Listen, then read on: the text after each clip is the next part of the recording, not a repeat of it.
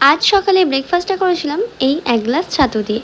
বেশি ভারী কিছু খেতে ইচ্ছা করছিল না, তাই খুব পাতলা করে লবণ দিয়ে ছাতুগুলি খেয়ে নিয়েছি। তারপরে খেয়েছিলাম এই সল্টেড পেস্তাগুলো। রিসেন্টলি আমার খুব ফেভারিট হয়েছে। স্নান করে চলে এসেছি, এবার চলো পাখাটা নিয়ে যাই ঠাকুর ঘরে। তো ঠাকুর ঘরে চলে এসেছি, খুব ফাস্ট ফরওয়ার্ড করে দিয়েছি, ভিডিওটা অনেক বড় হয়ে গেছিলো তাই।